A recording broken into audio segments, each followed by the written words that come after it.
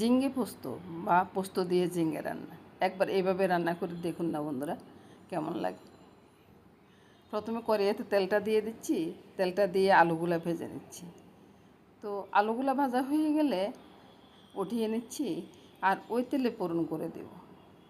ফোড়নে বেশি কিছু না, তেজপাতা দিয়ে দিলাম, আর ওই যে পোস্ত আর কাঁচা লঙ্কাটা বেটে রেখেছি না, ওইটা দিয়ে দিলাম।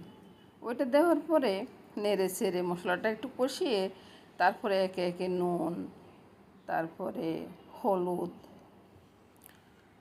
একটু লঙ্কা, সামান্য কাঁচা লঙ্কা দিছি না, লঙ্কার বেশি দরকার নেই, সামান্য একটু লঙ্কা দিলাম। তারপরে একটু চিনি, আপনারা খেতে চাইলে দিবেন, না খেতে চাইলে না দিবেন, কোনো সমস্যা নেই। চিনিটা দিলে একটু স্বাদটা বেড়ে যায়। তারপরে নেড়ে চেড়ে কষিয়ে নিলাম বন্ধুরা, তারপরে জিরার গুঁড়িটা দিয়ে দিলাম। জিরার গুঁড়ি দিয়ে ওই যে পাটা দেওয়া যে জলটা আছে না, জলটা দিয়ে দিলাম।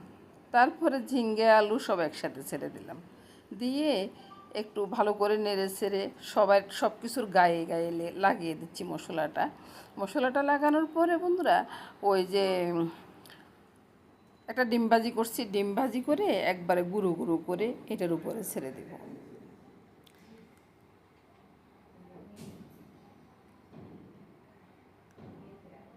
ছেড়ে দিয়ে তারপরে আমি একটু ঢাকা দিয়ে রেখে দিব, আরেকবার একটু নেড়ে ছেড়ে দিই, তারপরে ঢাকাটা দিই না, তারপরে একটু ভালো লাগবে আর কি, খেতেও অসাধারণ লাগে।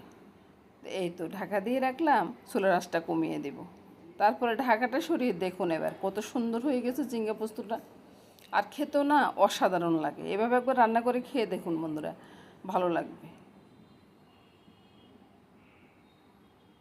তো নমস্কার বন্ধুরা, শুভ সন্ধ্যা।